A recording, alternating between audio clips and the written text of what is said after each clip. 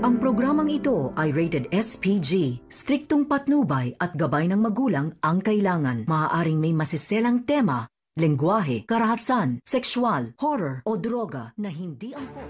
Narito ang hindi nyo dapat papalampasin ngayong gabi sa aabangan sa ating paboritong palabas sa FPJ Batang Quiapo. Hindi maiwasang mag-alala ni Boss Divina sa desisyon ni Tanggol na ipusta niya ang kanyang Star of Venus kapalit ang kasino. Dahil para kay Boss Divina ay mas higit na mahalaga ang Star of Venus kaysa kasino na ipinusta nito. Pero pinakalma lang ni Tanggol si Boss Divina dahil malaki ang paniniwala niya na siswertein siya sa kanyang laro. Kaya sinabihan niya si Boss Divina na huwag mag-alala dahil alam niyang mananalo siya. Samantala, sa pag-uwi ni Santino sa kanyang bahay, hindi niya inaakala na maabutan niya na sinisisi ni Rigor si Roda sa pagkahuli ng kaso niya sa kanila ni Lena. At dito na nga, inawat ni Santino si Rigor.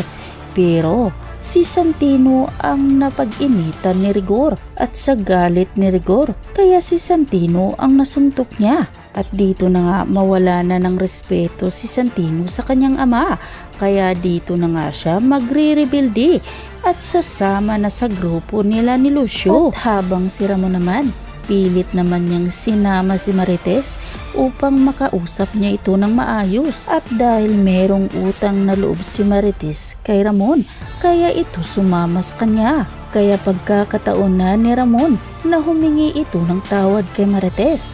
Pero para kay Marites ay hindi pa rin niya mapapatawad si Ramon at agad na ngang umalis si Marites. Pero hinabol pa rin ito ni Ramon sa labas. Bago pa man makalayo si Marites, humabol pa si Ramon na sinabi nito na mahalaga nga daw si Marites para sa kanya.